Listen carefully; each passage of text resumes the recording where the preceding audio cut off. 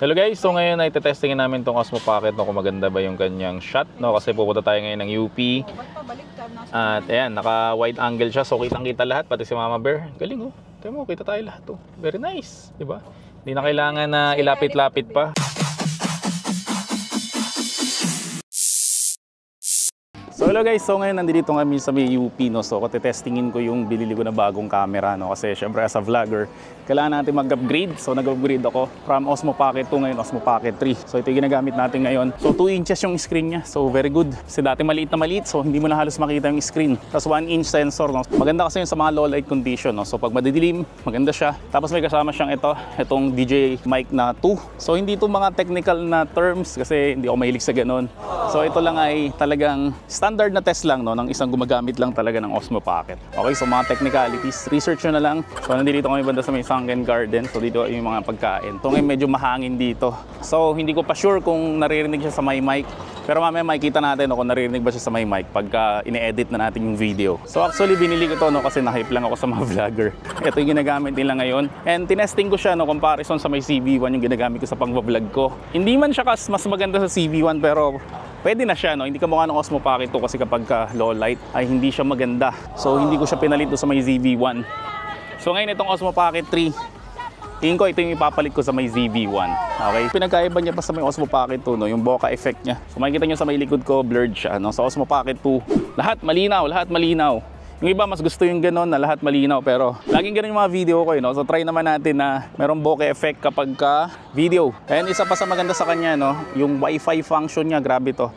Walang delay. Yan, so i-connect ko muna sa aking cellphone. So makikita nyo na yan. Ayun na ako. Hello, hello, hello. Yan o. Yan, so yung ginagandahan sa kanya no. So meron kayong live view dito sa may cellphone. Nakita ko yung sarili ko sa may live view no. So tingnan natin kung gaano kalayo yung kaya niyang abutin. So pupunta ako hanggang doon sa may malayo. No, pero actually itong mic na to is meron talaga siyang sariling recorder niya no. So pwede kang sobrang layo mo na magre-record pa rin yung voice mo. Pero try lang natin no, kung hanggang saan umaabot yung mic. Okay? So, layo lang ako guys. Yan. So, ang kinagandahan dito, nakikita ko yung sarili ko.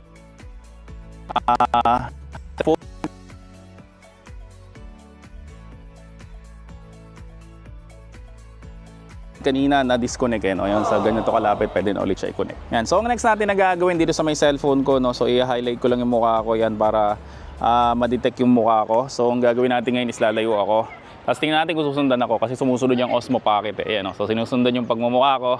Okay, no? So punta ulit tayo dito sa may kabila. Yan, so sumusunod rin siya dito guys. Very good, very nice. Okay, so tingnan natin. Try natin ikutan si Mama Bear.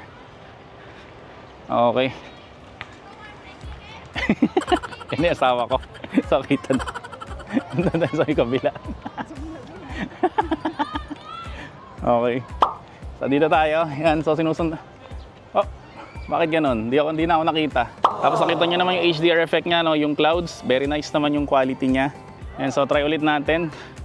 Nakikita pa rin ako. So lapit nga ako konti. Okay yan. So testingin natin ganito ako kalapit dyan. Okay no? So sana hindi na mawala yung focus. Let's go!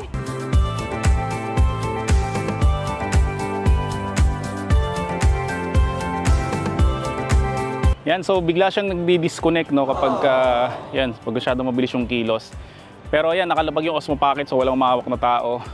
And nadidetect niya naman yung mukha ko kaso kailangan nyo mas siguro merong mesa or mas mataas sa tripod no, para mas maganda yung angle kasi tingnan nyo ang baba ko.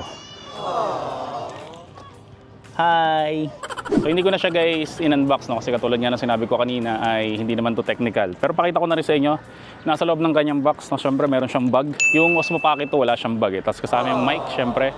Tapos yung wind muff. Then sa may loob ng bag niya ito yung mga kasama. So merong yung pinaka-case niya.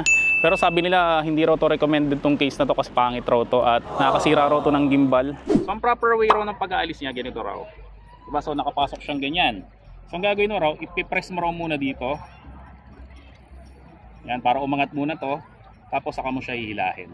Yung iba kasi ang ginagawa nila, from dito hinihila nilang pag ganon kaya nasisira. So ang tamang paglalagay niya naman, so ito muna, tapos saka mo siya igaganyan. So meron siyang external battery no. So kung naubusan kayo ng battery, pwede nyo ito ikabit sa may ilalim ng Osmo Pocket 3 no, para mag-charge siya. Tapos ito yung extension ng handle. Sobrang liit niya naman no, kasi yung Osmo Pocket mismo mahirap siyang gamitin, no, kapag maliit yung handle niya. Tapos ang isa pang purpose pala nito, no, meron pa kasing isang accessories dito na pwede nyo rin ikabit doon sa may battery pack. So ito, meron siyang kasamang tripod na. Kasi kung ito ay kakabit nyo mismo sa may Osmo Pocket 3, hindi pwede, no, kasi wala siyang yung ganito, yung pinaglalagyan ng tripod. Ito, yung nasa ilalim niya.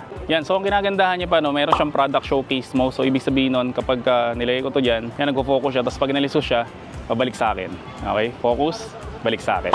Meron siyang cable, syempre pang charge. Ito, yung isa pa, yung last na nakalagay sa kanya. Ito, yung wide angle lens niya. Yan, so ito, tingnan nyo ako So ito siya. Then ito yung magnetic. Okay, yan. So medyo lumapad siya ng konti. Okay, so yun yung mga kasama guys sa loob ng kahon niya. So again, libot muna kami, no, para makakain na kasi nagugutom na yan ako. Yan, so hello guys. So habang papunta tayo doon sa may kakainan namin.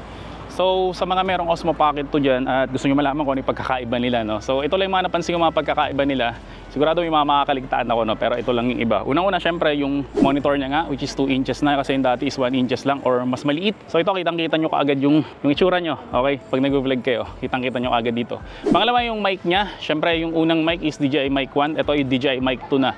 Ang ginagandahan nito, kamukha ano sinabi ko kanina, meron siyang sariling internal storage. So yun guys, yung pinaka-contingency plan. Halimbawa nga, lumayo kayo ng lumayo, tapos naputol yung inyong connection from mic to Osmo Pocket 3, no? So nandoon pa rin yung recording. Tapos pangatlo ko nakita, mas malaki tong Osmo Pocket 3, no, dahil nga sa may 1-inch sensor niya. Pero ang ginaganda kasi pag 1-inch sensor, no, katulad nito, alas 6 na yata ng gabi or higit na, maganda pa rin yung quality niya. Okay, kasi kapag yung Osmo Pocket, pag madidilim na ganito, mapapansin mo na graininess eh. Kaya ang ginagawa ko doon, pag ina-edit ko na yung mga video, ay inaalis ko yun, no? So mamaya titingnan natin, no, kung ano yung magiging itsura kapag in-edit ko na tong video na to, no? Kung maayos pa rin ba siya o kailangan pa natin i-post-process, no? Dahil nga sa may mga grain, yung mga film grain, alam nyo naman yun eh. Kapag madilim na siya, meron yung nangyari. Kapag cellphone naman kasi guys ginamit nyo, tapos nagre-record kayo sa gabi, mapapansin nyo, ang gumagana lang doon is yung EIS o yung Electronic Image Stabilization, no? Kaya kapag mapapansin nyo, parang kumakalog yung camera nyo. Hindi kamukha nito guys, no? Kasi yung gimbal niya talaga is totoong gimbal, okay? Hindi siya yung electric lang. Isa pa sa pagkakaiba niya sa Osmo Pocket 2, itong mic nga na to is pwede mo na siyang i-connect direkta sa may Osmo Pocket 3 nang hindi mo na kailangan gumamit ng pinaka-extension. Kasi sa Osmo Pocket 2 guys, no, kailangan mo yung pinaka-extension para mag-connect yung mic dun sa may Osmo Pocket 2. And lastly guys, na nakita ko na pinaka-pagkakaiba nyo dun sa may Osmo Pocket 2 is yung Wi-Fi, no? So pwede mo siyang ma-view through cellphone mo, no? So connection ng Osmo Pocket through cellphone, no? Kasi walang ganito sa Osmo Pocket 1 at sa Osmo Pocket 2. Tapos ang ginaganda pa no, pwede mo i-transfer yung mga files mo from Osmo Pocket 3 papunta sa may cellphone mo nang hindi ka gumagamit ng cable. Kung nakagamit na kayo guys ng Share It, no, so ganun siya kabilis, ganun kabilis guys yung pag-transfer niya. Lalong-lalo na kapag 4K yung tina-transfer mo, syempre alam natin na malalaking file yon. So wireless transfer from Osmo Pocket 3 to ating cellphone, no. So yun ang isa sa mga pinakamaganda kong features na nakita no, kasi yung iba kasing vlogger, hindi sila gumagamit ng laptop. Ang ginagamit nila ay mga cellphone lang, no, sa pag-edit nila ng mga videos nila, no. So napakalaking tulong nun kung isa ka ring vlogger na kamukha ko tapos gusto mo lang mag-edit through cellphone. And about sa may picture quality naman, papakita ko sa inyo yung itsura ng kanyang picture, no, kapag ganito na alas 6 na ng gabi. So papakita ko sa inyo ganito guys yung quality ng kanyang picture. At kapag low light, nasa loob ng kwarto, ganito naman yung itsura ng kanyang picture. So yan guys yung aking not so technical review nitong Osmo Pocket, no. So unang-una nag-enjoy kami sa paglilibot dito sa may UP, exercise kami at syempre na-review ko tong Osmo Pocket, no? So maraming salamat sa panonood nyo. See you on my next video at bye-bye.